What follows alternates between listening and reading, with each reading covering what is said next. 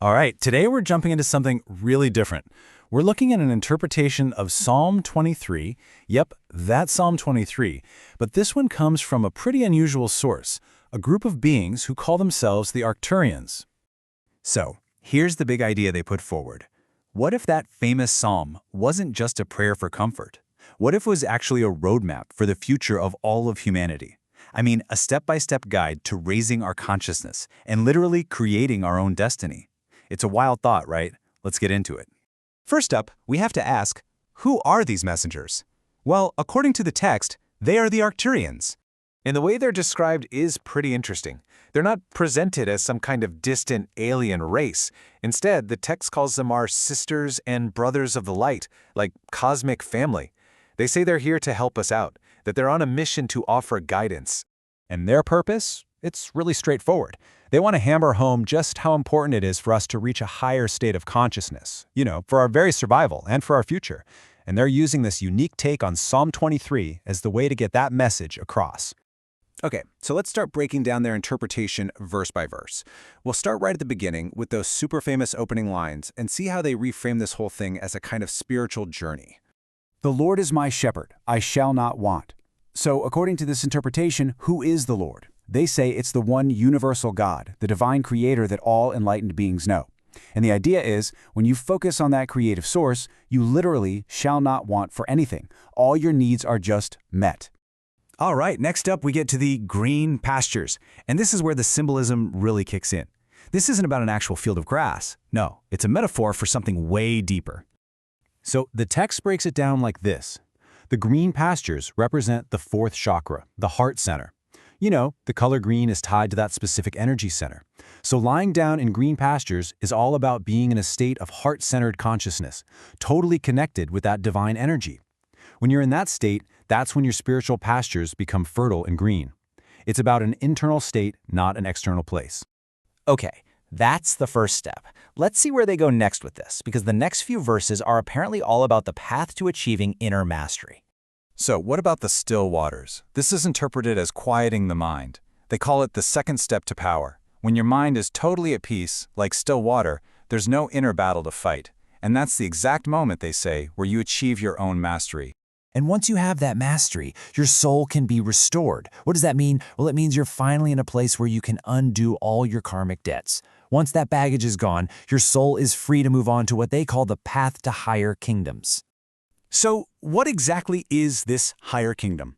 The text has a name for it, the fifth dimensional frequency. And no, it's not a physical place you can visit.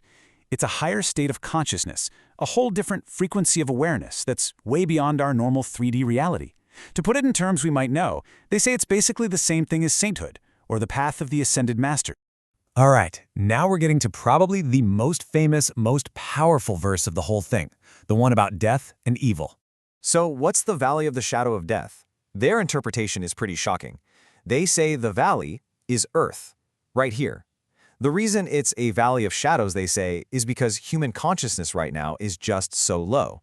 It's a place full of illusions.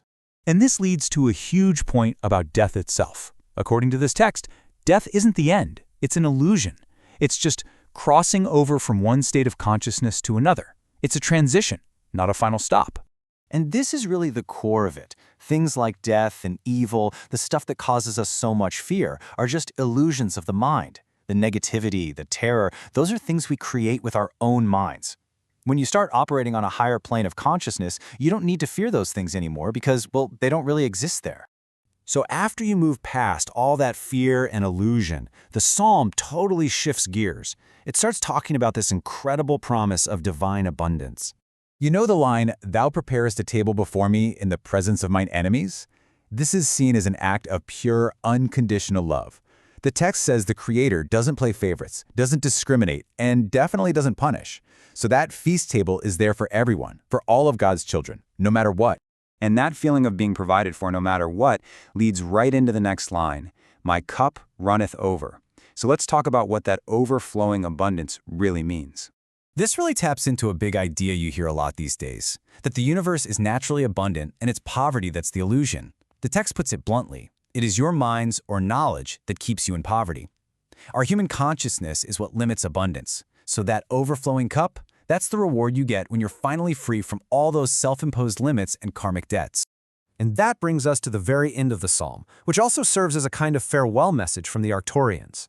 So, to dwell in the house of the Lord forever, what does that actually mean? Well, it's not about arriving at some final destination and just stopping. The kingdom of God is eternal, and the journey is endless. The house has many rooms, which are really just different realities and dimensions that your soul gets to explore as it continues to evolve. It's an eternal journey. And here's their final message to us. It's all about empowerment, but also responsibility. They're basically saying that the power to create our future is in our hands, and they're just hoping we choose a future that's as beautiful as the Garden of Eden we deserve. So, when you boil it all down, this interpretation takes an ancient prayer and turns it into this modern guide for personal and collective growth. And it leaves us with a really powerful, lingering question that gets right to the heart of it all. If you really are the creator of your own reality, what future are you choosing to create?